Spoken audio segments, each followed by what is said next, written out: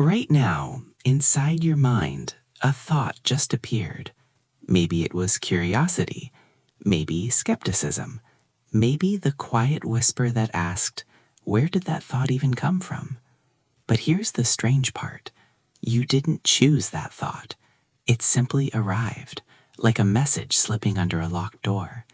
For thousands of years, humans have believed their thoughts belonged entirely to them, that the voice in their head was their own voice, their identity, their will. But history is filled with unsettling clues, suggesting something far stranger. Ancient civilizations believed God spoke directly into human minds. Philosophers argued that ideas arrive from somewhere beyond us. Modern scientists now study how invisible forces shape what we think before we even realize it. And if you follow those clues far enough, they lead to a disturbing possibility. What if the thoughts you believe are yours aren't entirely yours at all? What if your mind is less like a private room and more like a doorway? And if that's true, who else might be stepping through? But before we explore one of the strangest questions in human history, take a second to support the channel. If you enjoy deep stories that make you question reality itself, make sure to like this video and subscribe. And down in the comments, tell me where in the world you're watching from and what you do for work.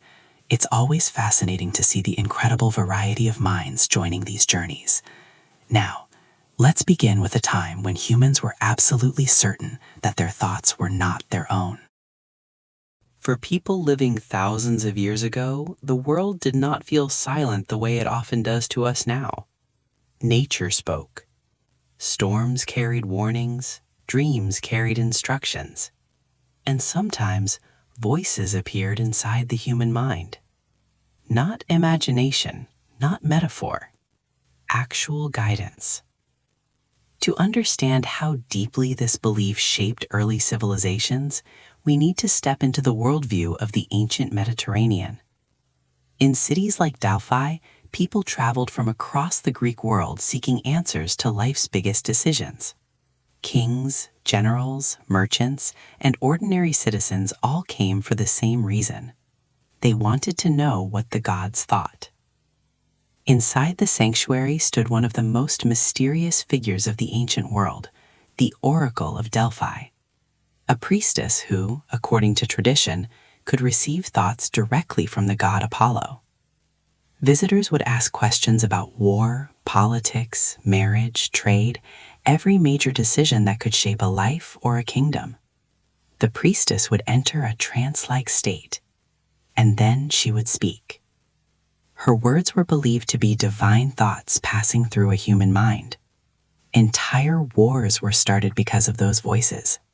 Entire civilizations changed direction based on what someone believed a god had whispered into their consciousness. But the strange thing is this: the oracle was not considered unusual, because ancient people believed all humans experienced something similar. The difference was only in clarity. Some individuals, like the oracle, were thought to receive divine messages more clearly. Others heard them faintly, through intuition, dreams, or sudden impulses. But the underlying belief remained the same. Human thought was not purely self-generated. It was a collaboration between humans and the unseen. Even rulers believed this. One powerful example comes from Alexander the Great, the legendary conqueror who built one of the largest empires in history. Alexander frequently consulted oracles and prophets before major decisions. Ancient sources describe moments when he believed divine guidance was directing his actions. To Alexander and his followers, the boundary between divine thought and human thought was thin, sometimes almost invisible. And Greece was not alone. Across the ancient world, similar beliefs appear again and again. In ancient Israel, prophets claimed that divine thoughts entered their minds in powerful visions. Figures like Isaiah described receiving messages so overwhelming that they felt as though another intelligence had taken hold of their perception. They didn't describe these experiences as personal inspiration. They described them as revelation, something given, not created. Meanwhile, in Mesopotamia, kings relied on dream interpreters who believed gods communicated through the sleeping mind. In the vast libraries of Nineveh, archaeologists have discovered clay tablets filled with records of dreams and omens, each one treated as a possible message from divine powers influencing human thought. What's remarkable is how consistent this belief remained across cultures separated by vast distances. Whether in Egypt, Greece, Mesopotamia, or early Israel, people shared a similar assumption. Thoughts could come from beyond the self. But here's where the mystery deepens. If these ideas were purely superstition, we might expect ancient texts to describe them in vague or poetic ways. Instead, many of these accounts are incredibly specific. They describe sudden impulses that change behavior instantly. A warrior frozen in battle suddenly feels courage surge through his mind. A king hesitates before war after experiencing an unsettling dream. A philosopher abruptly abandons a decision because an inner voice warns him not to proceed. These stories aren't just myths about gods, they are descriptions of how people experienced thinking itself. And when historians began comparing ancient texts across centuries, they noticed something deeply curious. Early writings frequently describe humans receiving commands from external voices. But later writings gradually shift towards something more familiar to us: internal reflection, debate within the mind, the emergence of something we now call self-awareness. In earlier works like the Iliad, characters rarely sit alone contemplating their choices. Instead, divine figures appear and push them toward action. But by the time we reach the philosophical works of Plato, characters begin examining their own thoughts, questioning themselves, analyzing motives. The gods grow quieter. The human mind grows louder. Something about the way humans understood thought itself had changed. And that shift raised a haunting possibility. What if ancient people weren't simply imagining voices of gods? What if they were describing a different experience of the mind, one that modern humans rarely encounter? That possibility is exactly what fascinated psychologist Julian Jaynes thousands of years later. When Jaynes examined ancient texts, he noticed that early literature rarely described characters thinking in the way modern humans do. Instead of internal monologues, there were commands. Instead of reflection, there were voices. Instead of personal decisions, there were divine instructions. Jaynes wondered if ancient humans might have experienced their own thoughts as something external. Not because gods were actually speaking, but because their brains processed thought differently. To understand his theory, we have to imagine something strange. A mind that does not feel like a quiet room filled with your own voice. A mind where decisions arrive suddenly, sounding like commands from somewhere else. A mind where the boundary between thought and instruction doesn't yet exist. And if that sounds impossible, consider something unsettling. Even today, when a thought suddenly appears in your head, did you actually choose it? Or did it simply arrive? The answer to that question leads us directly into one of the most controversial ideas about human consciousness ever proposed. An idea suggesting that thousands of years ago, humans might not have been fully conscious in the way we are today. When Julian Jaynes introduced the idea of the bicameral mind, many readers were fascinated for one simple reason. His theory didn't begin with neuroscience, it began with history. Jaynes spent years examining ancient literature, inscriptions, myths, and early historical records. He wasn't looking for references to gods or religion. Those were everywhere. He was searching for something more subtle, descriptions of how people experienced thinking. And the deeper he looked, the stranger the pattern became. In the oldest surviving texts, human characters rarely describe themselves as internally debating choices. Instead, their actions seem triggered by sudden external commands. A warrior prepares to attack because a god urges him forward. A king retreats because a divine voice warns him. A farmer changes plans after a dream believed to be sent by a deity. These events appear again and again in ancient narratives, and they aren't treated as mystical exceptions. They are treated as ordinary human experiences. But something begins to change as time moves forward. In early epics like the Iliad, gods constantly intervene in human decisions. Characters rarely pause to reflect on their inner thoughts. Instead, divine voices appear almost like commanding officers directing their actions. Yet by the time we reach later works, like the philosophical dialogues of Plato, the narrative tone shifts dramatically. Characters begin questioning themselves. They weigh arguments, they analyze motives. Instead of hearing instructions from gods, they start exploring something new, their own minds. Janes believed this shift reflected a deeper transformation happening inside the human brain. According to his theory, early humans may have relied on a neurological system where one part of the brain generated commands and another part interpreted those commands as external voices. The left hemisphere managed ordinary tasks, language, action, daily survival. The right hemisphere produced auditory hallucinations that sounded like authoritative voices. To those ancient humans, those voices felt real, not like imagination, not like metaphor. They sounded like someone speaking, someone powerful, someone divine. Janes argued that these experiences might have been the brain's way of guiding behavior before the development of modern self-consciousness.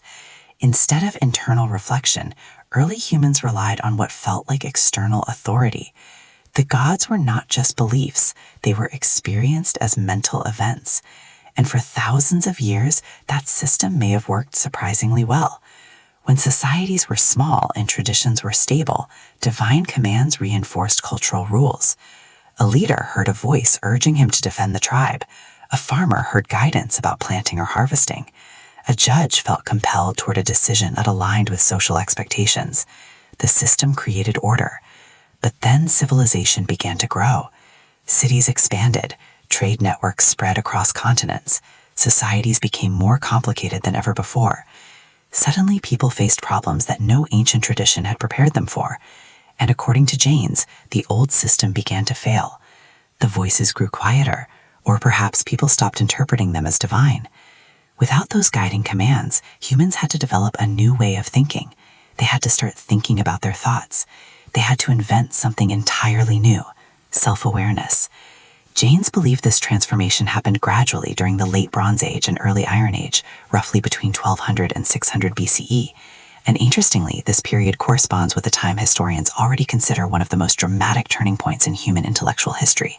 Philosophy emerged, new religious ideas appeared, ancient empires collapsed, and new cultural systems formed. In regions from Greece to India to China, thinkers suddenly began asking deep questions about consciousness, morality, and existence. Figures like Socrates openly examined their own minds.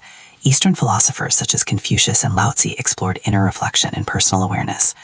Something about the human experience of thought seemed to be changing. Of course, Jane's theory remains controversial. Modern neuroscientists debate whether the brain could truly function in the way he described. There is no direct evidence that ancient humans literally heard voices more frequently than modern people, and yet many scholars still find parts of his theory intriguing. Because even today, the human mind behaves in ways that are strangely similar to what Janes imagined. Consider something simple. A thought suddenly appears in your head. An idea, a memory, a random sentence. Where did it come from? You might feel like you generated it, but if you watch closely, thoughts rarely feel like deliberate creations. They feel like arrivals. Psychologists sometimes compare the mind to a stage. Your conscious self is like the spotlight shining on the stage, but behind the curtain, countless processes are constantly working. Memories combine with emotions, experiences connect with patterns, neurons fire in complex networks, and suddenly a thought steps into the spotlight, fully formed, ready for you to notice. But here's the strange part. The moment the thought appears, it already exists. You didn't watch it being built. You didn't assemble it piece by piece. It simply entered awareness, which raises a question that philosophers have wrestled with for centuries. If you don't choose the thoughts that first appear in your mind, how much control do you actually have over what you think? And if ancient humans truly experienced those mental events as voices of gods, maybe their interpretation wasn't as irrational as it seems. They simply explained a mysterious mental experience using the language available to them. Because even today, modern science struggles with the same puzzle. We know the brain generates thoughts, but we still don't fully understand how or why certain thoughts appear when they do. The deeper researchers look into the brain, the more they discover that conscious awareness might be arriving after decisions have already begun forming. Which leads to a startling possibility. The voice you hear in your mind right now might not be the origin of your thoughts. It might simply be the narrator. And if that's true, then the real question becomes even stranger. If the narrator isn't creating the thoughts, who or what is? Long before modern laboratories and brain scanners, there were people who spent their entire lives asking one strange question: where do thoughts come from? Not what thoughts mean, not whether they are right or wrong, but where they begin. Because if you pause for a moment and watch your mind carefully, something unusual happens. Thoughts do not feel like objects we build. They feel like events that arrive. A memory suddenly surfaces. An idea appears out of nowhere. A realization strikes like lightning. And once philosophers began paying attention to that strange phenomenon, they realized something unsettling. The human mind might not be as transparent to itself as we assume.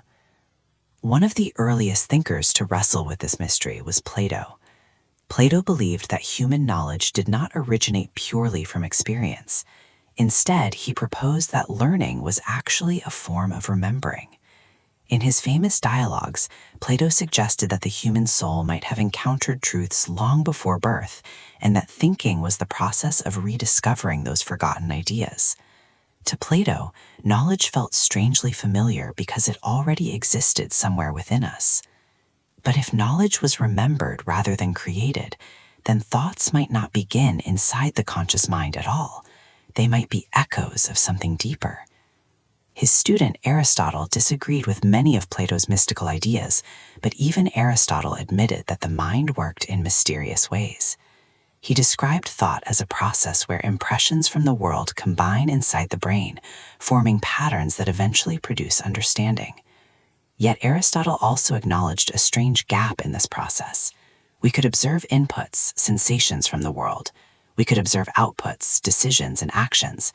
But the moment when a thought actually appeared inside the mind remained invisible. It was like trying to see the spark inside a locked machine. Centuries passed and the mystery only deepened. By the 17th century, philosophers began approaching the problem with a new level of intensity. One of the most famous was René Descartes. Descartes attempted to rebuild knowledge from absolute certainty. To do that, he decided to doubt everything he possibly could. He doubted the world, he doubted his senses, he even doubted mathematics.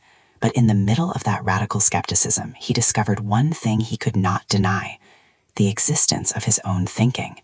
His famous conclusion became one of the most recognizable philosophical statements in history: I think, therefore I am.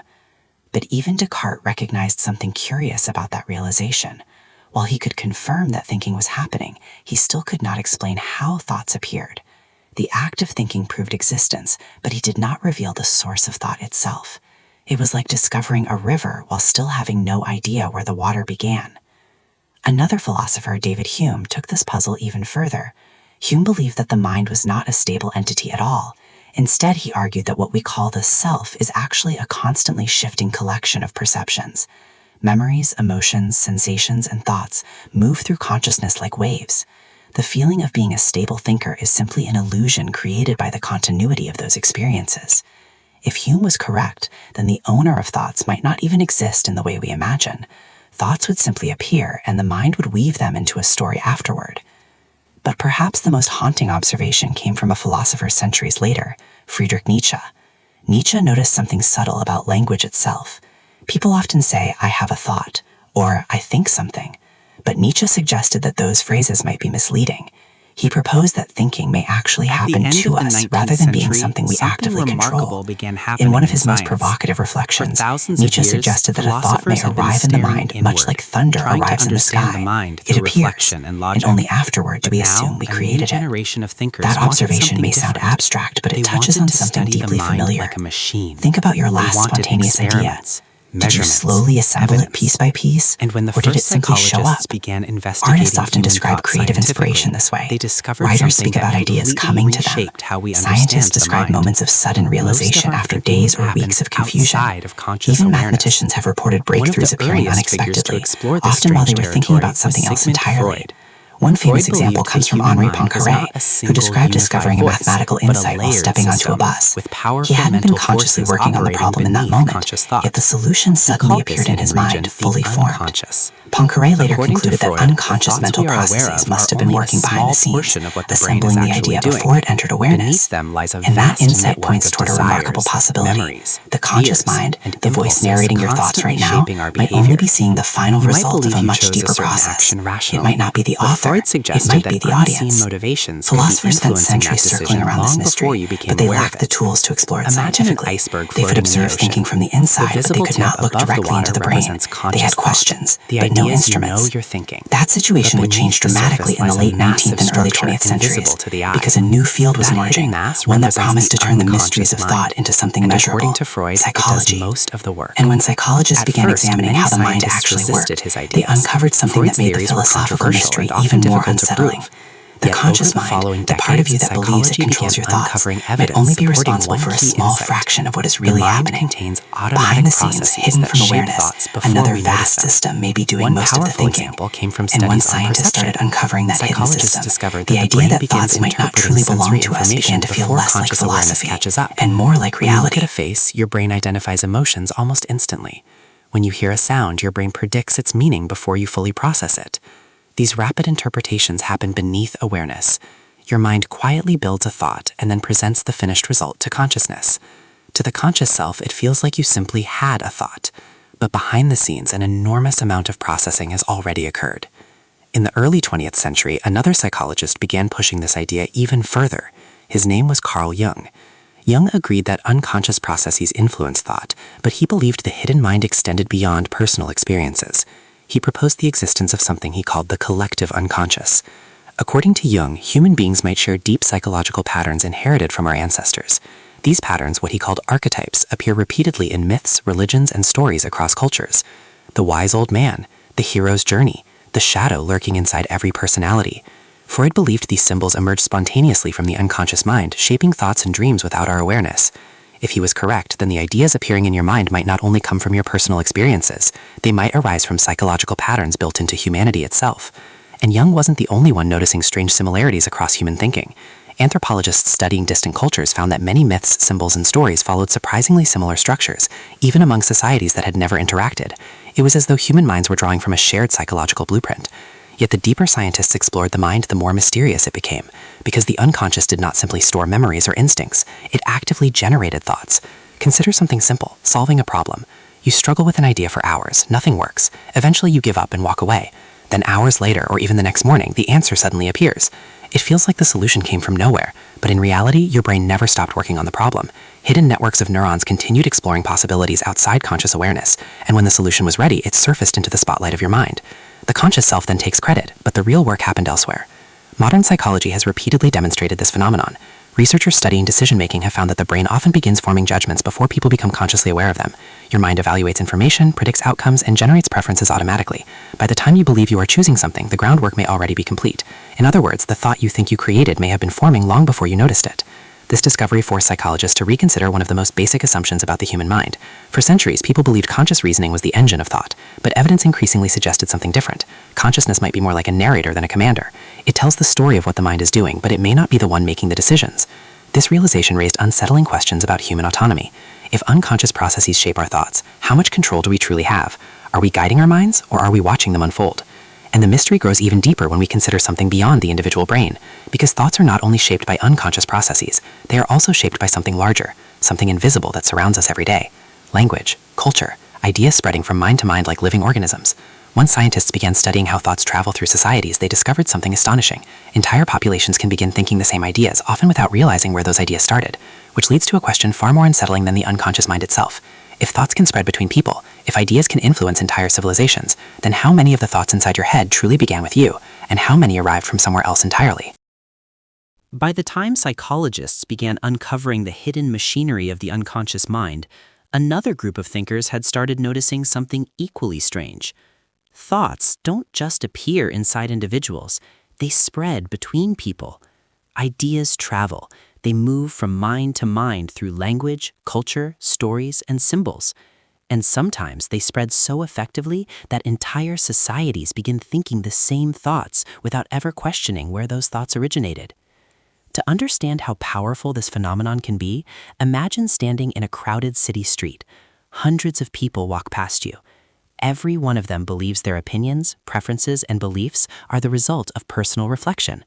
But if you listen carefully to the conversations around you, patterns begin to emerge. People repeat similar phrases. They share similar concerns. They laugh at the same jokes. Their thoughts are not isolated, they are connected by an invisible web. The first thinkers to seriously examine this phenomenon appeared during the late 19th century, when sociology began emerging as a scientific field. One influential figure was Emil Durkheim. Durkheim proposed a concept he called collective consciousness. He believed societies develop shared mental frameworks that shape how individuals think, behave, and interpret reality. These frameworks exist beyond any single person, yet they influence everyone. For example, consider something as simple as money. A piece of paper has no inherent value, yet entire civilizations treat it as extremely valuable. Why? Because society collectively agrees to believe in its worth. The belief exists within millions of minds simultaneously, reinforcing itself through social interaction. Durkheim realized that many human ideas function the same way. Morality, traditions, social norms. They are not invented by individuals alone. They are constructed by communities. And once those ideas become widely accepted, they begin shaping the thoughts of future generations. A child growing up in a society does not invent its cultural beliefs from scratch. Instead, those beliefs gradually enter the child's mind through education, family, and everyday life. Over time, they begin to feel natural, obvious, even inevitable, yet they originated outside the individual. Another thinker pushed this insight even further. His name was Richard Dawkins. In the 1970s, Dawkins proposed a fascinating idea while studying how information spreads through populations. He suggested that ideas behave in ways surprisingly similar to living organisms. They replicate, they evolve, they compete for survival. Dawkins called these units of cultural transmission memes. A meme could be a phrase, a belief, a melody, or an image, anything capable of spreading from one mind to another. Some memes vanish quickly, others spread across continents and survive for centuries. Think about how certain ideas dominate entire eras of history. Religious beliefs, political ideologies, fashion trends, technological obsessions. Once an idea becomes widely accepted, it begins shaping the mental environment of millions of people. Individuals then absorb those ideas almost automatically, and that process happens so smoothly that most people never realize how much of their thinking was influenced by external forces. Consider language itself. Every thought you form is structured by words, but those words were not created by you. They were inherited from generations of speakers who shaped the language long before you were born. The structure of language influences how ideas can be expressed, and even which ideas are easiest to imagine. Some languages contain words for emotions or concepts that have no direct translation in others. That means different cultures may literally think about certain experiences in different ways. The thoughts themselves are shaped by linguistic tools passed down through society. But the influence of culture does not stop at language. Stories, symbols, and shared experiences also guide how individuals interpret the world. When you watch a film, read a book, or hear a story, your brain absorbs patterns about how life works. Heroes overcome obstacles, villains pursue power, love conquers conflict. These narratives repeat across cultures, subtly influencing expectations about reality. Over time, they become mental templates. And once a template exists, new thoughts often follow the same structure. The mind fills in the details, but the framework was already there. Even scientific ideas spread in similar ways. When groundbreaking theories appear, they gradually reshape how people think about the universe. One powerful example came from Charles Darwin. When Darwin introduced the theory of evolution in the 19th century, it did more than change biology. It transformed how many people thought about life, competition, adaptation, and progress. The idea spread through books, debates, classrooms, and cultural conversations. Within decades, it influenced fields far beyond science: economics, politics, philosophy. One idea had entered millions of minds and reshaped the intellectual landscape. The same process happens constantly in smaller ways. Trends spread through social groups, opinions ripple through communities, ideas gain momentum simply because many people begin believing them. And the most remarkable part of this process is how invisible it often feels. When a thought appears in your mind, it rarely arrives with a label explaining its origin. It simply feels like your own idea. But that idea might have been influenced by dozens of sources: conversations, books, news, social media, education, cultural expectations. The human mind is constantly absorbing information from the surrounding environment. Over time, those influences mix together and produce new thoughts. To the individual thinker, the result feels personal, but the ingredients came from everywhere. This realization led sociologists and psychologists to an unsettling conclusion. Human thinking is not isolated. It is part of a vast network of interacting minds. Ideas move through that network constantly, evolving and spreading in unpredictable ways. And once that network exists, something else becomes possible. If ideas can spread naturally between minds, then someone might also learn how to guide that spread, to shape the flow of thoughts moving through entire societies. History would soon show just how powerful that possibility could be, because during the 20th century, governments, advertisers, and political strategists began discovering methods for influencing the thoughts of millions of people at once, not by controlling individuals directly, but by shaping the ideas that entered their minds. And when those techniques were perfected, the boundary between your thoughts and the world around you became even harder to see. The voice inside your mind might feel private, but the ideas it speaks could have been planted long before you ever noticed them. At the beginning of the 20th century, something unprecedented happened in human history.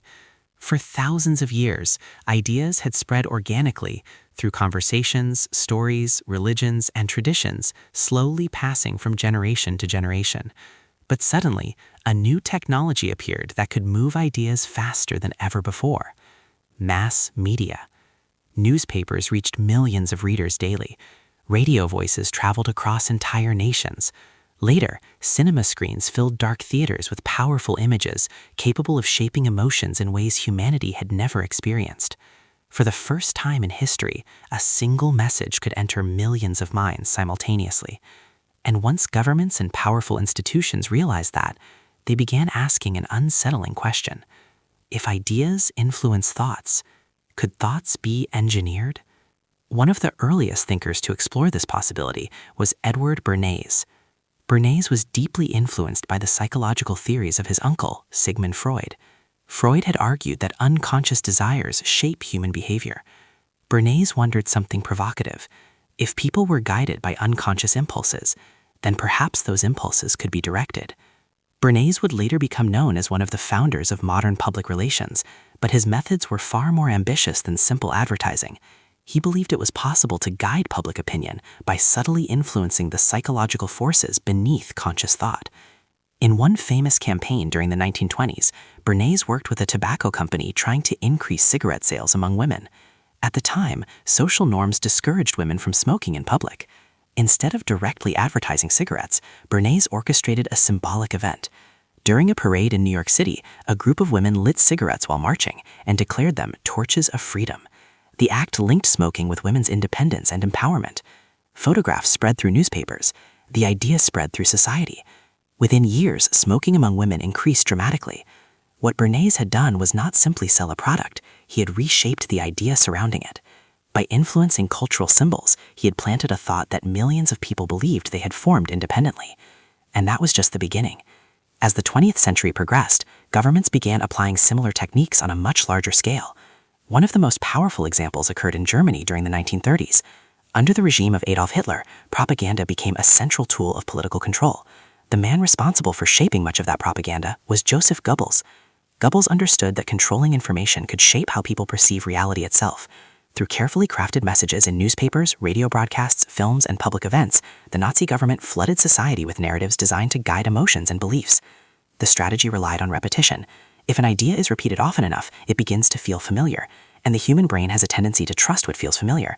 Gradually, ideas that once seemed extreme began to feel normal to many citizens, not because every individual had independently chosen those beliefs, but because the information environment around them had been engineered to reinforce those ideas constantly. Of course, propaganda was not limited to authoritarian regimes. Democratic governments also learned how powerful information could be during times of crises. During World War I, countries on all sides used posters, films, and speeches to shape public opinion. Messages encouraged citizens to support the war effort, conserve resources, and view the enemy in specific ways. Entire populations began thinking about the conflict through narratives crafted by political leaders and media strategists. By the time World War II arrived, these techniques had become even more sophisticated. Psychologists, artists, filmmakers, and communication experts collaborated to design messages capable of influencing large audiences. Images of heroism, stories of sacrifice, symbols representing national identity, each one crafted to guide how people felt and therefore how they thought. And the results were astonishing. Millions of people who had never met each other began sharing similar beliefs, emotions, and motivations, not through direct coercion, but through the careful shaping of ideas. In the decades that followed, advertisers and political strategists refined these techniques further. Television entered homes. Marketing campaigns became increasingly psychological. Companies no longer just promoted products, they sold identities. A car represented freedom, a soft drink symbolized happiness, a brand became a personality people could adopt as part of their self-image. By linking products to emotional narratives, advertisers influenced not just what people bought, but how they thought about themselves. And the most remarkable part of this entire process was how invisible it often remained. When someone decided to purchase something or support a political idea, the decision felt personal. It felt like an independent thought. Yet the mental environment surrounding that decision had been carefully shaped by thousands of messages encountered over time. Images, slogans, stories, conversations, each one nudging the mind in subtle directions. Psychologists studying persuasion discovered that people rarely notice how strongly their thinking is influenced by context. A single phrase can alter how information is interpreted. A powerful image can shape emotional reactions instantly. Repeated exposure to certain ideas can make them feel increasingly believable. The brain quietly absorbs these influences, weaving them into its ongoing stream of thought, which leads to a deeply unsettling realization. If ideas can be engineered, if narratives can shape how entire populations think, then the thoughts appearing in your mind might not only come from your unconscious processes or your personal experiences, they might also be the result of an invisible information landscape surrounding you every day, a landscape built from media, culture, language, and communication networks. And the deeper scientists began studying the brain itself, the more they discovered something even more mysterious. Even when a thought feels completely personal, even when you believe you consciously decided something, the brain may have already begun forming that decision before you were aware of it. In other words, the feeling that you chose a thought might arrive after the brain has already chosen it. And when neuroscientists finally developed the technology to observe those processes in real time, the results would challenge one of the most fundamental beliefs humans have about themselves, the belief that we control our own thoughts. For centuries, philosophers had argued about the nature of thought. Psychologists had explored the unconscious mind. Sociologists had shown how culture spreads ideas through entire societies. But there was still one place where the mystery remained hidden: inside the brain itself. For most of human history, scientists had no way of observing the brain while it was actively making decisions. Thoughts appeared suddenly in consciousness, and researchers could only ask people to describe what they believed had happened inside their minds. But during the late 20th century, new technology began changing that. Electroencephalography, brain imaging, and advanced neurological experiments allowed scientists to watch patterns of neural activity as people made decisions in real time. And one of the most famous experiments in this field produced a result so strange that it continues to spark debate decades later. In the early 1980s, neuroscientist Benjamin Libet conducted a simple but groundbreaking study. Volunteers sat in front of a clock-like device that displayed a rotating dot. They were instructed to do something very basic. At any moment of their choosing, they could move their finger. There was only one rule. They had to remember the exact moment they became aware of deciding to move. Meanwhile, electrodes attached to their scalps recorded the electrical activity of their brains. What Libet discovered was astonishing. The brain began preparing the movement hundreds of milliseconds before participants reported deciding to move. In other words, neural activity indicating a decision had already begun before the person felt consciously aware of choosing. The brain seemed to start the action first. The conscious mind realized it later. To understand why this result was so unsettling, imagine pressing a button. You believe you decided to press it.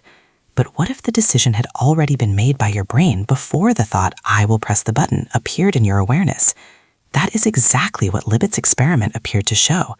Conscious intention seemed to arrive after the brain had already begun acting. The mind was not initiating the process. It was catching up to it. At first, many scientists questioned the interpretation of these findings. Some argued that the brain signals might represent general preparation rather than a final decision. Others suggested that consciousness might still have the power to cancel actions after they begin forming. Even Libet himself proposed a concept he called the veto.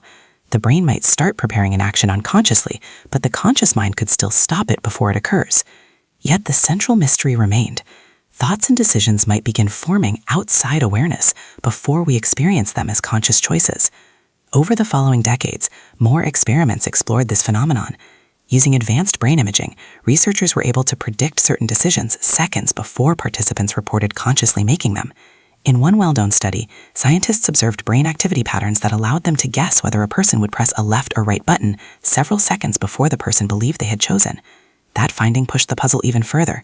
If brain activity can predict decisions before conscious awareness, then what exactly is the role of the conscious mind? Is it directing thought, or simply observing a process already unfolding? Some neuroscientists have suggested that consciousness may function more like a narrator than a commander.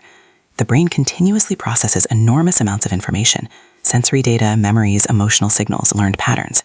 These processes interact with vast networks of neurons. At some point, the result of that processing enters conscious awareness as a thought or decision. But by the time you experience it, the underlying work may already be complete. Imagine standing at the end of a long assembly line in a factory. Products arrive fully assembled. You inspect them. You approve them. But the construction happened further back along the line, hidden from view.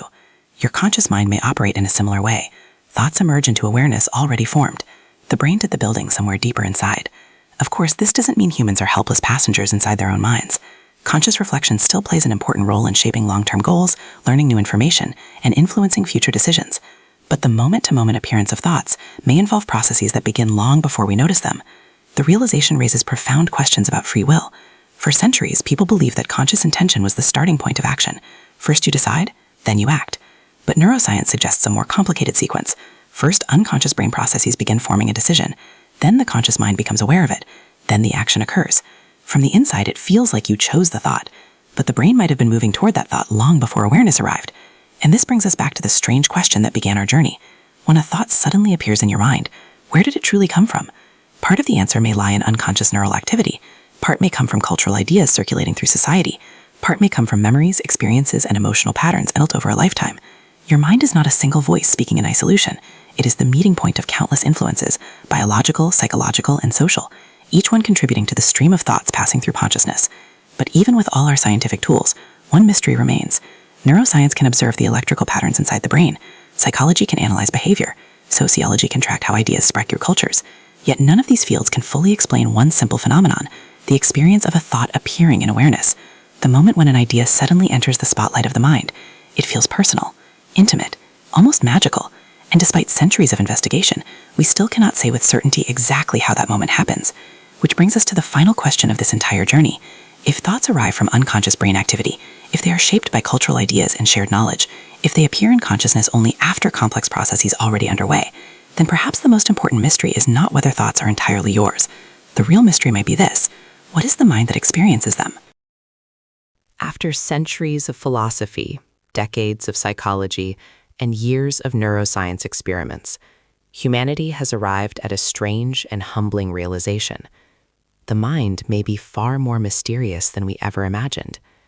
We can measure brain activity, we can analyze behavior, we can map neural networks firing inside the skull. But one question still refuses to disappear. Who or what is experiencing the thoughts? Because even if science shows that thoughts begin forming before conscious awareness, something is still aware of them when they appear. There is still an observer, a silent witness inside the mind. And this is where the mystery deepens again. For thousands of years, philosophers in spiritual traditions across the world have pointed toward a similar observation. Thoughts come and go, but the awareness noticing those thoughts remains. In ancient India, thinkers exploring Hindu philosophy described consciousness as something distinct from the constant stream of mental activity.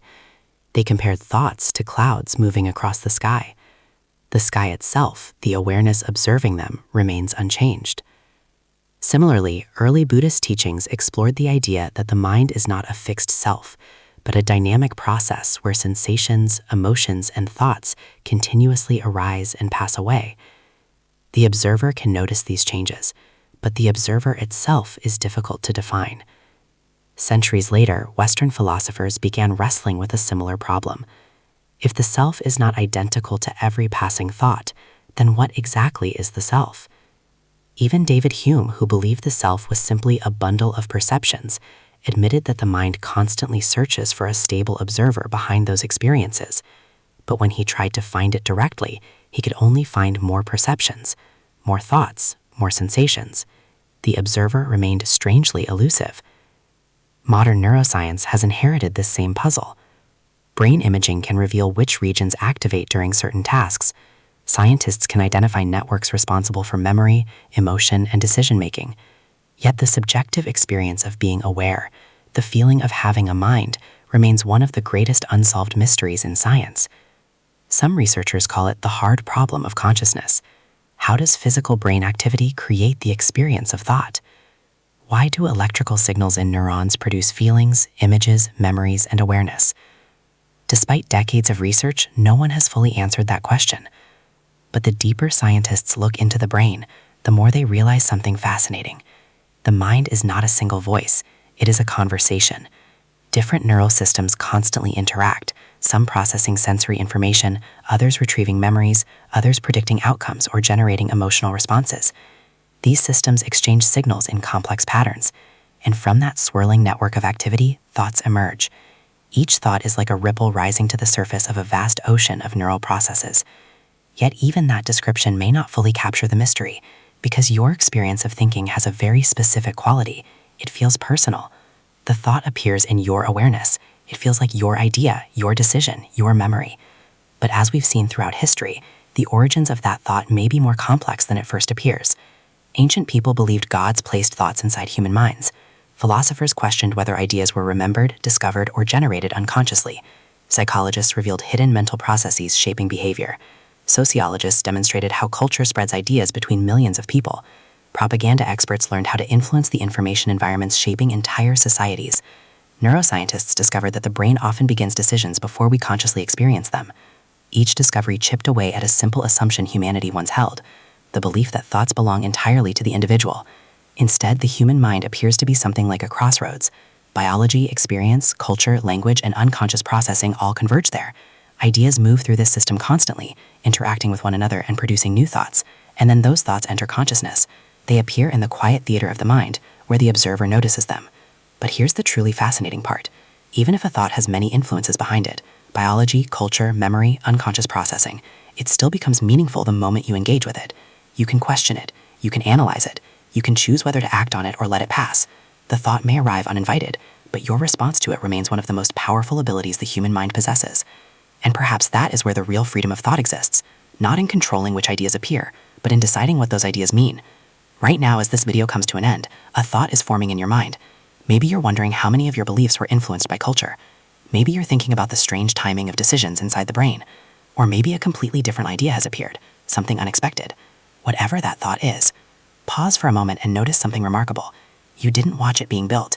You didn't see the neurons firing, the memories activating, the unconscious processes combining information behind the scenes. The thought simply arrived, and now you are aware of it. Which brings us back to the question that started this journey.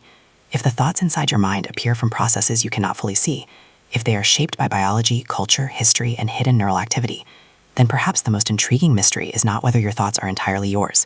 The real mystery might be this: what is the awareness that notices them? And the next time a sudden idea appears in your mind, you might find yourself wondering something you've never considered before. Did you create that thought? Or did your mind simply open the door and let it in?